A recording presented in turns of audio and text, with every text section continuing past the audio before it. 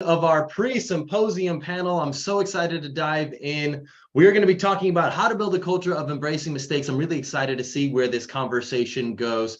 This is a pre-symposium panel for our executive symposium, which is going on next week, July 27th from 5 to 8 p.m. in Austin, Texas. We're hosting it at Accenture. Topic is how to build a culture of embracing mistakes. We're hosting it Ambition in Motion. At Ambition in Motion, our vision is a world where the vast majority of people are excited to go to work. When they're there, their expectations meet reality. And when they come home, they feel fulfilled. And we believe it starts with leaders because leaders create the experiences that employees have while at work. So we create technologies and communities to empower leaders to be their best selves. Part of that community building is with symposiums. We've got 3 great leaders that are going to be at our symposium next week here to talk about how they found an effective way to build culture and really embrace mistakes while building their culture. We've got Joey, we've got James, we've got Raghu. Joey, James, Raghu, do you mind just introducing yourselves real quick for our audience and anybody watching? Joey, you want to kick us off? Yeah, absolutely. My pleasure. So my name is Joey, founder of Legendary Affinity and some of its realms that are coming out here in Austin, Texas. Moved here in late 2018, originally from Houston. And definitely a passion and obsession of mine is how do we create kind of what Garrett was saying, a culture of a greater culture, one of unity and one where people can wake up and wonder how in the world is it that I'm getting paid to do this every day? So kind of what we're diving into. Thanks for having me. Of course. James, how about you? Garrett, thanks for having me. James Barton, also in Austin, Texas, ever since mid-2009, originally from San Francisco, California. Culture for me started in my younger years, my grandparents teaching me some things that one-liners that I've held with me all these years. And I was fortunate enough to work for a company where culture was above royalty. It was the invisible teammate. And the one-liner there was no asshole rule. So culture came first. Everybody had to put more in than they took out. So I've kind of brought that with me wherever I've gone in my career path. So I love it. Very cool. And then Raghu, how about you? Yeah, hi, Garrett, Joey, and James, and everyone. So I'm happy to be here. Thanks for having me here. My name is Raghu, like the sauce. And I'm an engineer by training, but more of a person from the heart. We would like to work with people. So my career kind of reflects that. I was in IT space, doing various things for over 30 years. The last thing I did was to have a startup. I've done 2 or 3 startups. The third one had a team, built software, and we got acquired by IBM. And worked as a distinguished engineer at IBM. Prior to that, I worked as a CTO, as a senior VP projects, CEO type of roles, different roles. And then I decided to let go of the IT career, IT path, and switch to helping folks with wellness and leadership training, using tools like breathwork, meditation, and other processes, culture, very close to my heart. I'm the CEO of an organization called Helix Institute, and we address problems like burnout, isolation between teams, and resilience training, and so on. Very cool. Awesome. Well, let's dive in. Before we did the official start of the live stream, I was doing introductions with everybody, and James mentioned something really interesting. James has been in sales for, James, how you said it was 20 years now or 15 years now? Just started my 18th year. 18th year. James has been in sales for 18 years. And one thing he said in his intro before we got started was he maybe sometimes didn't necessarily believe in the company, maybe didn't necessarily believe in the product or the service, but he always believed in the team, and that was so paramount to that. James, I'd love to just kick off with an initial question. When it comes to whether that be building a culture of embracing mistakes or just building culture in general, how important, or really, what do you do to stimulate that team sort of sense of bonding, commitment, and engagement with each other, perhaps even if you're not fully bought into the actual product or service that you're selling or that you're putting out there to the world? Sure. Happy to. Culture for me is like the invisible teammate, it's the invisible manager. It's the reason when we get out of bed. It's the reason why we, are trying to hit our numbers and try to be a true team member. I specifically worked in the sales development world, and I kind of still don't really know what I want to be when I grow up. And it kind of just, as Nancy Pelosi once said, I didn't choose this career, it kind of chose me. And culture, I will always argue, is far more important, far stronger, but also far more intimate in a sales development team, because that is where the team play, or the team dynamic really starts in sales and marketing, and sometimes sales operations. When it comes down to, understanding like culture, leaders can only really create the framework. It's kind of like the architect. You can't really force something that is truly organic.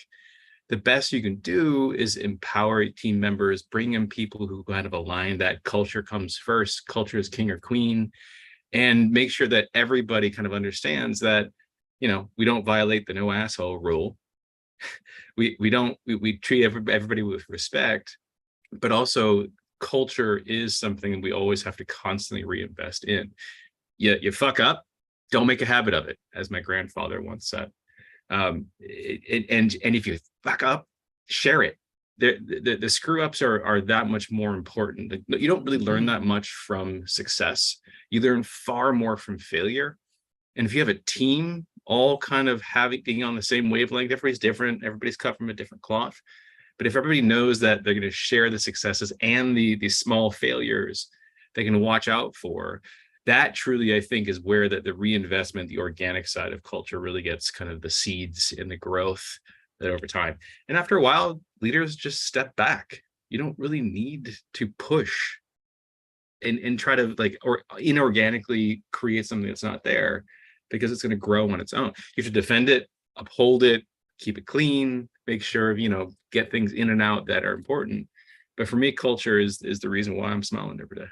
Yeah, that's interesting. You mentioned something very fascinating that I hadn't really thought about. I mean, when you think about culture in an entire organizational standpoint, and Raghu and Joy from a technical standpoint, I'd love to learn your thoughts on this as well. But James had shared that culture is so critical in the sales department of an organization. And I think there's probably an element of truth to that, because sales is the outward facing. It is the most outward facing element of any organization. If we want to bring in customers, if we want to show that we are a good product, a good service, we've got a good culture, it's going to be embodied within the sales team, the people that are touching the outside team.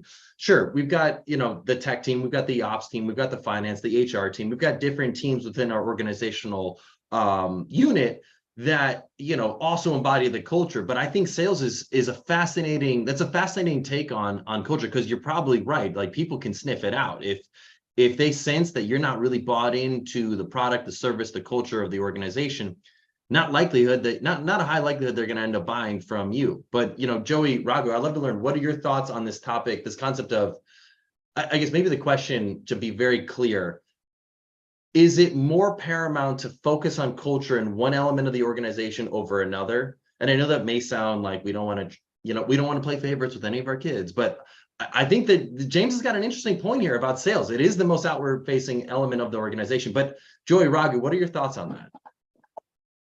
Right. You have an interesting additional component that I think James, since he's been in 18 years now, he probably isn't even aware of, because he's just doing it, and it sounds like he's doing a good job at it, just subconsciously, if you will. And I think, and once I say this, James, you're probably like, yeah, absolutely. There's, I think, the element of not only are you working together with cohesion, you also have an element in most sales teams of some competitive nature as well, right? So you have that element as well. So how do you have this really kind of this cohesion, at the same time a positive mix of competition? So I think there's that element in there too. Now, regarding your question, Garrett, I feel like there isn't necessarily one area where we should be focusing all of our efforts completely. I feel like it should be something distributed. And if you're pouring in, if you're in a different department, or if you're wherever you are in the organization, I feel like there should always be a leader who's taking the charge and kind of being that cultural guardian or champion, if you will, in each of the departments. So someone like James in the Department of Sales, helping to push that culture forward. And to James' point, maybe not so much pushing it on people, but organically creating a space and an environment for it to grow naturally and beautifully. Yeah, this is an interesting dynamic, right? And the more I think about it and the more I've seen it, there is no one culture across an entire organization.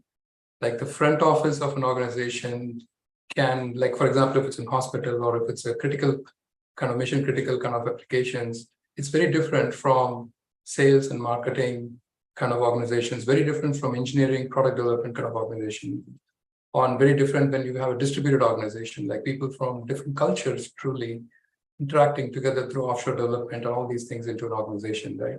So there's different dynamics in these.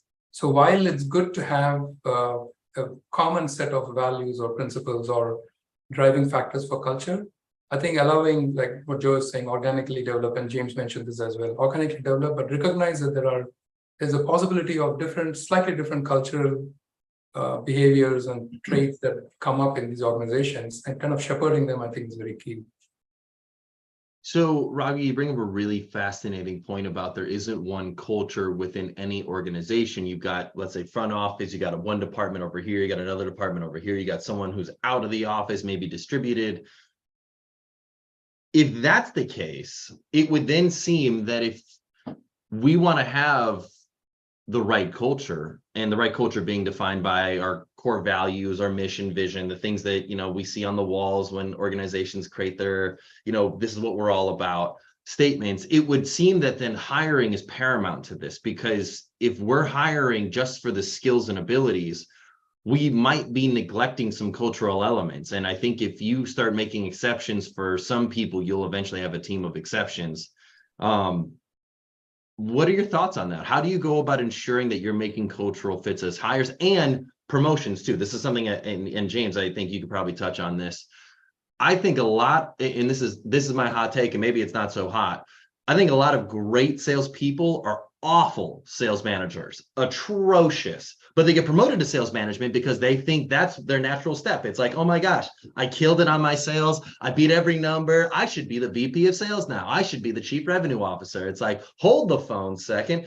That skill of selling is not the skill of leading. It's actually almost sometimes counterintuitive. So how do you go about hiring and promoting cultural fits so then the organization can be bought into whatever cultural runway you want to develop? Because, Raghu, to your point, as you get bigger and as the team grows and as you have different departments in different areas, a culture will form, whether you like it or not. Yeah, first thing I would say is that, having a corporate values, that framework is good, but most often what I've seen is this framework exists on the walls in documents, and it doesn't really translate into actual behaviors and attitudes and all of that, right? So to your question on hiring, that's probably the most key thing, that hiring for attitude is actually even more important. And I'm not saying anything new here, even more important than hiring for skills. Skills are a no-brainer. If you don't have the right skills, don't have the right qualifications, we can't hire for a particular job, right? It's a no-brainer. But having the right attitude, what is the impact on the team? Is it going to be polarizing? Is it going to be hostility being created? Is it like this superstar phenomenon which we are bringing in? Not that we shouldn't do these things, but we have to be careful on the impact and how we bring them in, if we do, and how we allow for the culture to be impacted or not. So I think that is very key.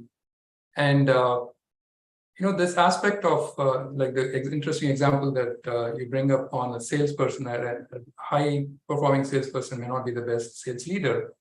That is true in every department. I've seen developers, top developers getting promoted to development managers or development team leads, and frankly, they may suck at it, or they may become very good at it, right? So I think that's something that we need to, I'm seeing this phenomenon where people are promoted to leaders and expected to figure out everything by themselves. And we have so much training on the technical skills and very little knowledge and training. We are left to fend for ourselves to kind of go. And I'm talking as an entrepreneur as myself as well. When I became a co-founder, I had no coaching, no mentoring, no training, nothing, just having to figure it out, go reach out to other folks who have done it, talk to them, learn a few things, and just be on my own, right? And I believe there is a way to change that, to help in that area as well. Joey, James, what are your thoughts on hiring for cultural fit or promoting for cultural fit? Hiring, to make it short, we have in the past, especially, and in the future, we'll continue to do this. We have a very, how do I put it, kind of not strict, but we have a lot of gates to kind of get through in our application process. So our application, as well as kind of the filtering, the vetting, if you will, intentionally has been designed to do two things. One is to really express who we are in our culture upfront, really clearly. A lot of companies that I have, back when I was doing more corporate stuff, when I would go through the hiring process, there was like this facade that they would kind of have. And it was, you could kind of tell they're trying to win you into their culture and show that they're this and that. And then once you get in, and in many cases, when I'd get hired in these positions in these places, the culture was actually different behind the scenes than it was what they were showing up front, right? So instead of that, I think that's the first thing, is show who you really are. Like, show your cards. Don't be afraid to do that, because you want them to be the person they are in your organization, the person you're trying to, if you're really looking at it from a win over perspective, if you want to look at it that way, then fair, just win over the right person. And the second thing is know what your kind of your gates are, if you will. We start with the application process, and probably like 80% of those applications would get tossed out right away, depending on their responses. And we structured those with certain questions that would either probe and people would answer a certain way, or they wouldn't. The people who wouldn't, we knew right away, like, this isn't going to be the best fit. And then we take it, narrow it, and then have actual conversations. And those conversations all, again, I think, start with the leader and the person who is leading out that conversation to very much be who they are, and also represent the company very well, instead of trying to put up a front of any kind. Authenticity, I guess you could sum it up in one word: authenticity and good gatekeeping, like good checkpoints.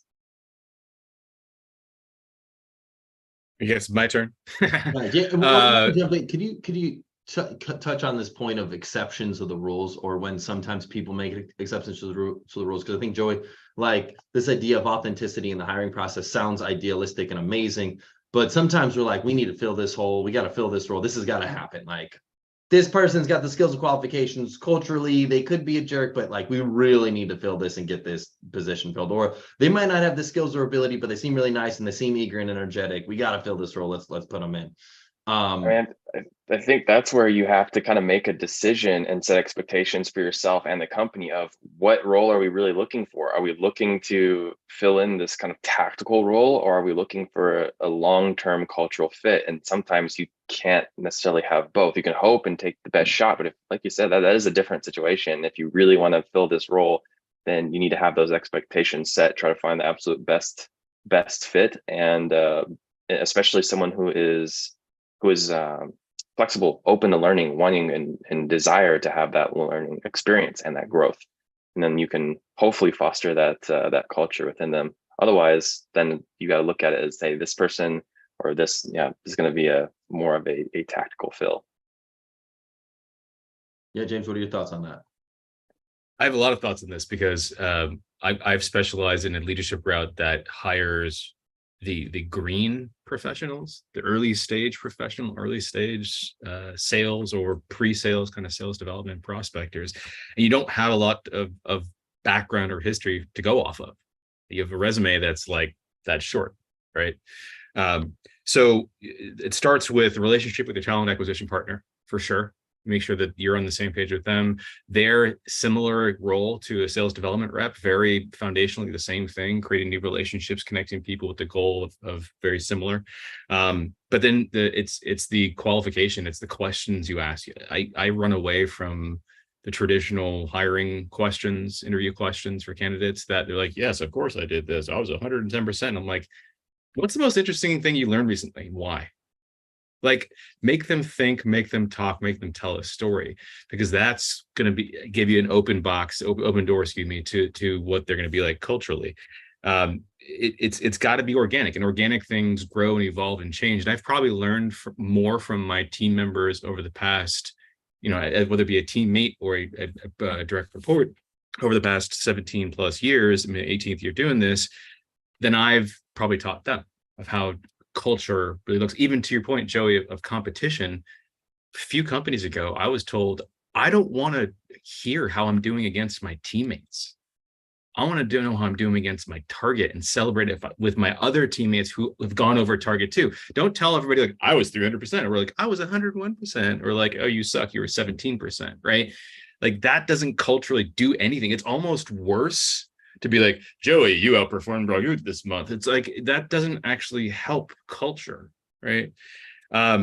when it comes to promoting, I know we're running low on time, but when it comes to promoting, I don't like to flip the switch and be like, guess what? You're a manager now. Give team members the opportunity to take on leadership tasks or projects or lead an idea or that they come up with. I'm like, all right, let's invest that. You get to lead the charge. Tell me how it goes in a week or two.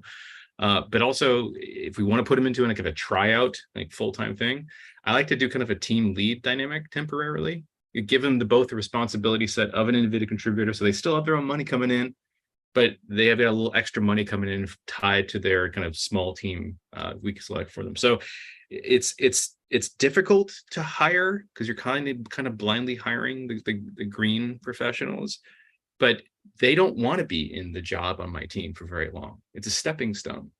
So they want to do all things right, culturally, numbers wise, team dynamic. It's a team sport when it comes to what we do. And you stick out really quickly if you're not part of that. You don't buy in. I like that, James. That's interesting. I love the temporary promotion concept. I think that's a really smart concept. I've seen a lot of mistakes happen where you promote somebody, they change their LinkedIn, they tell their whole family and friends. Now their identity is associated with this new title. And it's like 2 months in, you're like, ooh, this was a wrong choice. And you can't backtrack. And you're like, oh my gosh. But if you're clear and upfront saying, hey, this is a temporary opportunity to do these things, you can test them out. They can test it out. And they may determine, like, I don't like being a leader. I just like being an individual contributor. I like selling. I'm making more money doing this way anyway. So like, let me keep doing this. And you'd much rather have that and keep them than get them in a leadership role where now their identity is associated with, they hate it. You're not happy with their performance. And then it's just a bad situation overall. So I like that. The other thing you brought up was in the interview, you asked, what is something you learned recently and why'd you learn it? I like that question. I also like the question around, tell me about a time that you made a mistake, and that lends naturally into a question I like to ask you all. Tell me a time that you made a mistake when building a culture of embracing mistakes. What was a mistake you made in your own leadership style, or just a leadership notion that you had that you thought would be beneficial for the team, but you were like, oh, I fell flat on that one. I can go first because it's an easy answer. I tried to take a previous employer's culture and put it into a new team at a new company. Square peg, round hole. You can't take previous cultural experience and push it into something that I don't know if it's going to fit. And I think you bring your own culture. You don't bring somebody else's or another entity's culture, even to the point where in late 2021, I put an org chart up in front of my department of how we all roll up, and it was upside down. I was at the bottom and everybody else is above me. They're like, hey, James, you're an idiot. I'm like, actually, no, that was intentional. I work for my team, not the other way around. And all my team was just like, they're like, whoa, they kind of totally surprised. And everybody in the team individually came up to me like, I've never seen that before. I appreciate that. And the fact that you put that up as a visual just backs up everything you've been doing, saying, and I'm not doing that to blow smoke. It's just my psychology around what a leader should be like. They work for their team, their company, right? Very cool. Joey, how about you? What's a mistake that you made in as a leader? I think I'll kind of point out one of the not more recent, but one that is, I think, revealed through time, and one that I think is important to consider. And that is this, similarly to James, and how you take this culture of someone else who might have been your predecessor and put it into place and try to create that one. You need to create your own.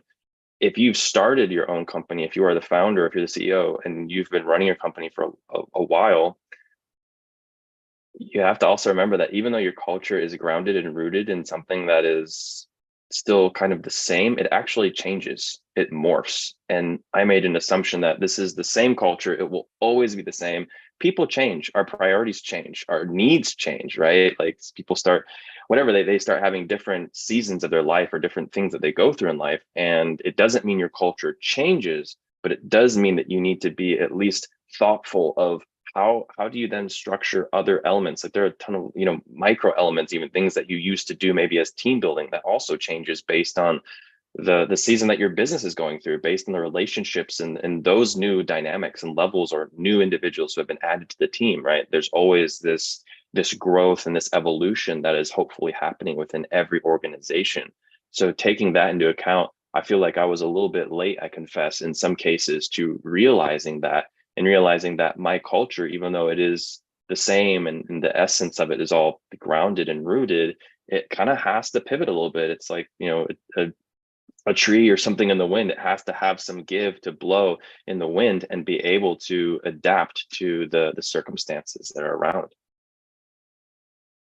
So just so that I can be clear, where was the mistake within that? What was the mistake that you made? Was it a mistake? Just so then I want to make sure I'm hearing you right. Was the mistake assuming that the company is static and that like the culture we set when we had a team kumbaya session 3 years ago is the same culture that we have 3 years later? Yeah, I made the assumption, and I don't know if it was the easier way to do it, just to, hey, we're going to repeat this, you know, we're just going to keep repeating. My mistake was not having that realization soon enough, although that was my learning experience. But yeah, that was my mistake, was continuing to stay maybe too rigid in the culture and not kind of flex around what our core values are, and those things that are kind of on the outside, if you will. Those things should be able to morph a little bit. Does that make more sense? Totally. Makes tons of sense. No, I like it. And then Raghu, how about you? What's a leadership mistake that you've made? Yeah, what's coming to my mind is when we were running our startup, we were up to about 40 people in the company, and we had to expand the team, and we had to bring in new leaders to manage some of the departments. The mistake we made was that the team, the 40 people, were a very close knit, fast running, a lot of belongingness, a lot of connection, a lot of trust, moving as a group. And when we brought in these other folks to run operations and to run the overall finance and all these things, we brought people from outside, and we didn't do a good job in working with the existing team, explaining the rationale and things like that. So what happened was there was a backlash saying like, you're not promoting from within. So we put in our heart and soul into the work, and so we were in danger of just the culture breaking down, that the culture we so carefully and organically built up, right? So it took some work, it took some real intense attention to it to kind of recover from that. So that's something I think, understanding the nuances of the culture which has been built up, whether it is within the different departments or across the company, and then operating to that. A big lesson I learned, like if I'm bringing an external person in, what is the impact on it and how am I going to manage it? And do I want that impact to happen? Is it good for us? So just going through that conscious thought process. Raghu, I would love to ask follow-up questions on this. What made you feel compelled to bring in outside people? And what about the lack of skills your inside people had made you want to bring in those outside people? So I think there are two parts to it. When we started as a very technology-centric organization. So, and the founders, we developed our skills. We had different backgrounds, so we could do some marketing, to do some like customer support. We were building a SaaS product, so we had to have operational IT side of the house running the production. We had to have finance and business development and all these other aspects, right? And so we were bringing people in those areas like marketing, sales, and there was not much of an issue there because the core team was primarily engineers and technologists. But when we started bringing leads in the product management area, in the IT operations area, then I think there was our mind was thinking like, these people are too core and critical in what they're doing right now. I don't want them to defocus. I don't want them to displace from their existing work and impact that work. So it was a little short-sighted in some sense, and our plans were to grow them in those areas, like move them more into the director, VP engineering, or VP product management kind of areas, but we didn't have that communication. That makes a ton of sense. And so that is something that I think probably happens at most companies. I think the biggest breakdown of most organizations is the lack of communication from a leadership team as to what their plans are for their people over time, for fear of getting them thinking they're showing them the squirrel that's 200 feet down the road that they might end up chasing after, and getting too focused on versus like focusing on what's going on right now. But oftentimes that lack of transparency, that lack of communication it's really finding what that fine balancing act is. So I guess I'd be curious to know, Joey, James, Raghu, what is the fine balancing act? I think that point, Raghu, I think it's a challenge that every company, every leader faces, in the sense that you've got some goals that you're working towards, and you could see this person fulfilling these shoes, but they must hit these numbers and these metrics first for you to feel comfortable to put them in that position to get there. What is the best way about going about communicating that and making sure that they're properly excited about what the next steps are, properly motivated, I guess, and informed, but not distracted? So Does that question make sense? Yeah, I can go first, like dig into my experience a little bit. The example that I gave, the way we addressed that was at the time of the acquisition, when we were getting acquired, a lot of this distrust which has built was still simmering, even though we had worked through it, right? So we had to take extra efforts in communication and transparency and bring in some of the core people into discussions and actually put them in front of the acquirer, and we take a back seat. So to allow that real trust, I mean, it's not just about transparency and communication, like, okay, I'm telling you what's going on, but just handing it off to them at some points. And so like, for example, during the due diligence, we actually had one of them lead saying, this is my star core team member. He's been at the company from day one. So he knows the ins and outs of things and why we build things in a certain way, right? So giving them that platform. So I think taking actions to not just verbalize and say that I trust you and I'm communicating with you and I'm saying these things to you, but actually engaging and involving with them is key.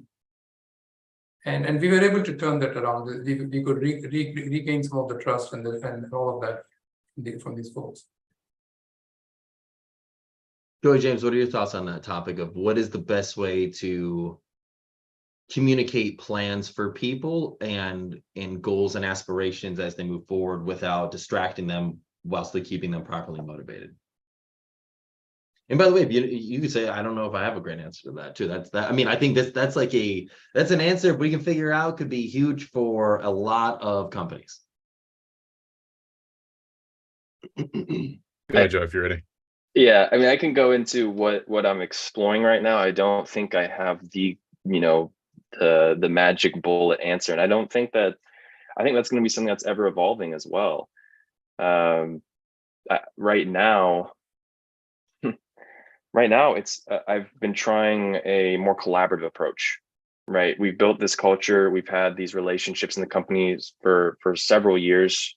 Everyone's been here for a couple of years at least, and by saying, yeah, here's the vision, here's where we're going, and then saying, this is where we are now, here's what we want to reach, and then kind of establishing what are the goals that you have as an individual and how do they align with the company, right? Having that transparency, opening that up. I'm kind of playing with how much of that is going to be helpful. Sometimes there is overshare, and I confess I have been guilty of oversharing.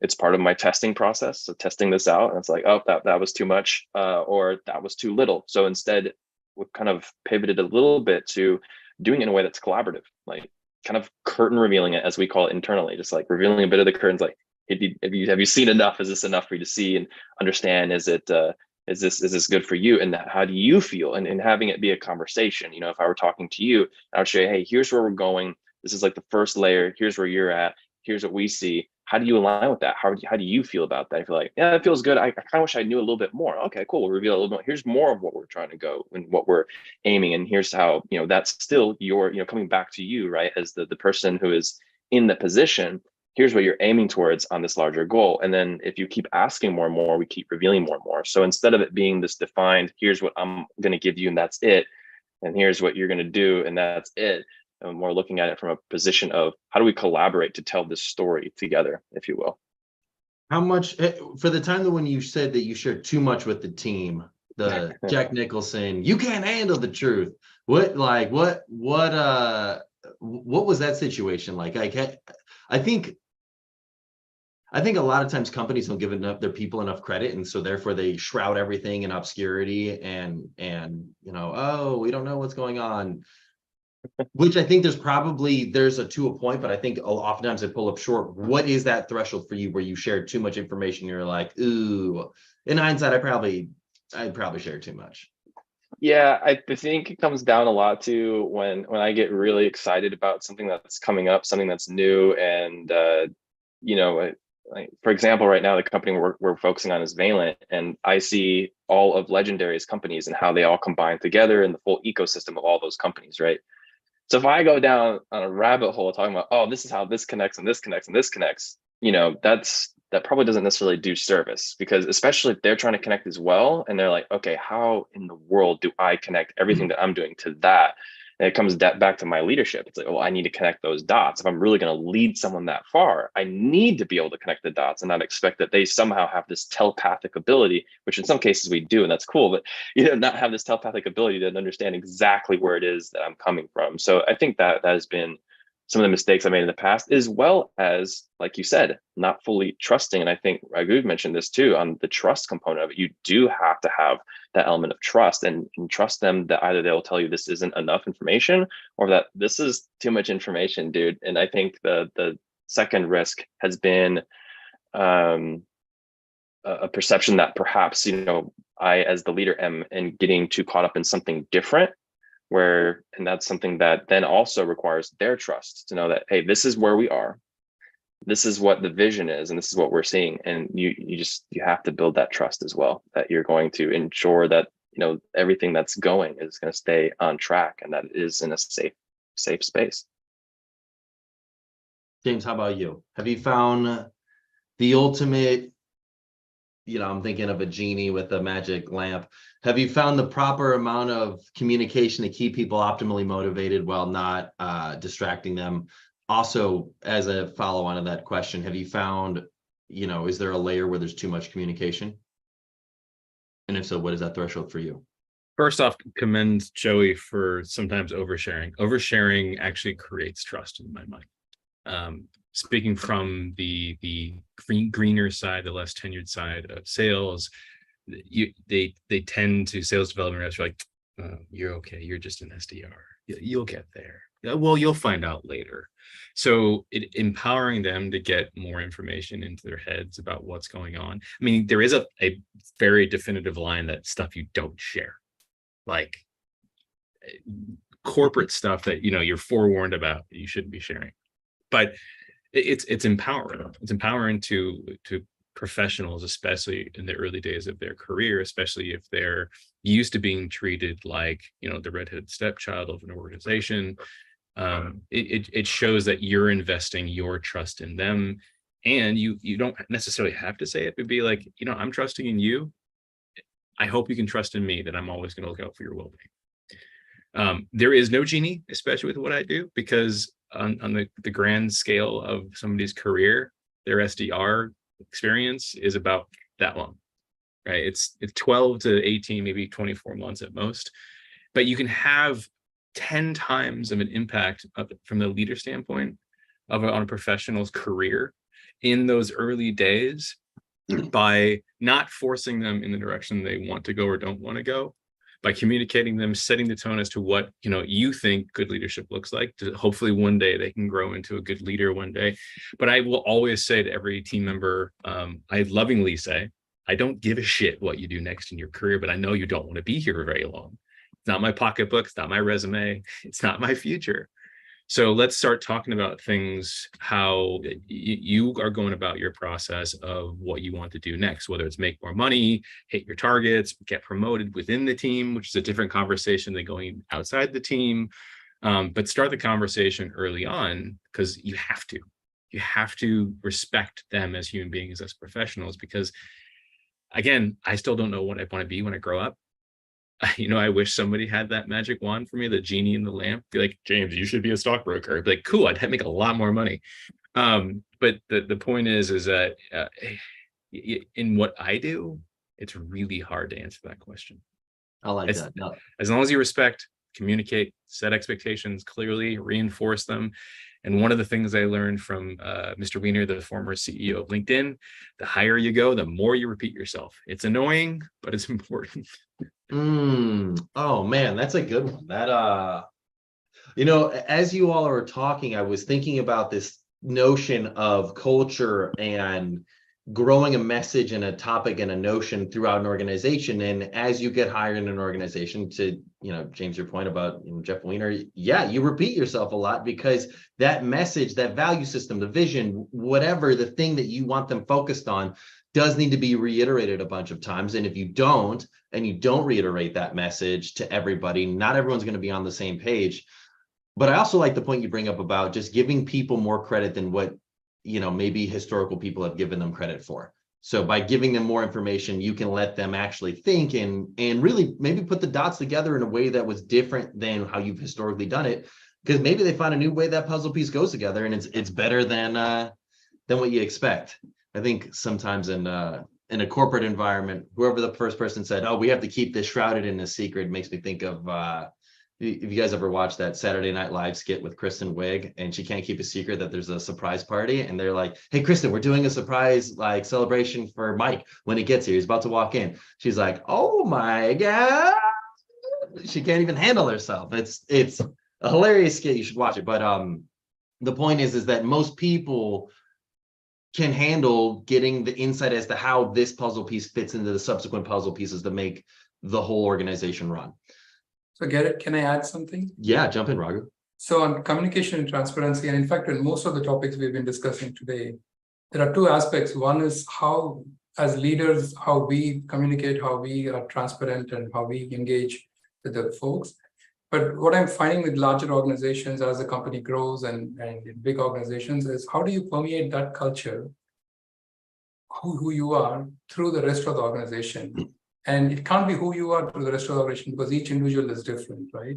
So a blend of that, who you are as a founder, as a leader, as a one who's modeling, plus who I am as an individual, as a staff, as a member, as a manager, as a director. And that has to come together to form the communication model, the transparency model, the trust model. So I don't have an answer to that, but I think there is a difference between thinking in terms of how am I communicating versus how am I inculcating it or bringing it into the rest of the organization. No, I appreciate that, Raghu. That makes sense. All right, guys, I want to switch gears. Last question I like asking everybody. That is, what is a popular belief about leadership that you disagree with? So when I say popular, I mean over 50% of other leaders would disagree with this statement, but you believe in this topic anyways. It's kind of I guess the Peter Thiel question is in his book. He says, what's a popular belief that you disagree with? This is about leadership, though. What's a popular belief about leadership that you disagree with?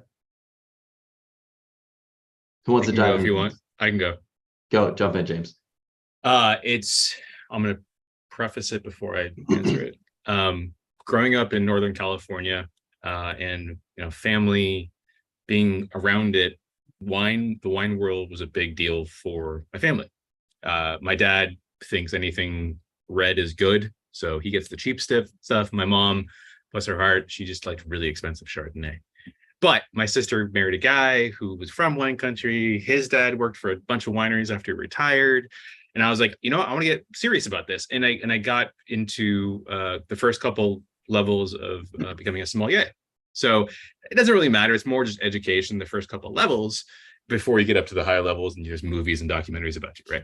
So one of the things that you learn about your palate is that you're either born with it or you have to fine tune it. But you're not going to be a sommelier overnight. So I kind of equate that with leadership. You're born with the Ted Lasso DNA. You don't necessarily become Ted Lasso, right? Or you have to learn how to become, build those muscles and know that psychology. The thing, back to your earlier point of dropping somebody into a leadership role doesn't make them a leader. And I heard a line recently that just kind of hit me like a ton of bricks. A leader that thinks they have vision, that has no vision, is weak. And I'm like, oh God, there's so many leaders that I've met or worked for that are very similar to that. But can they change that? Yeah. Do they want to change it? Yeah. Can they evolve and take leadership, education classes, articles, videos, etc.? Leadership that's not happens like a flip of a switch or a promotion, to your point. Just because you're good at your job as an individual contributor doesn't mean you'd be a good people leader. Doesn't mean people will follow you no matter what you say. And the last thing I'll say, and then I'll shut up, is that leadership, I think, has to do with, and against the whole Ted Lasso story, have you done the job before? That's why if you look at the NBA, the most successful coaches in the history were former NBA players, right? Steve Kerr, Phil Jackson, Pat Riley, all these amazing coaches have done the job. So their credibility on the team is that much more effective. That brings their leadership up on the court or in, the game, so to speak. And then it helps reveal who the true leaders are. I think if it wasn't for Steve Kerr, Steph Curry would not be Steph Curry.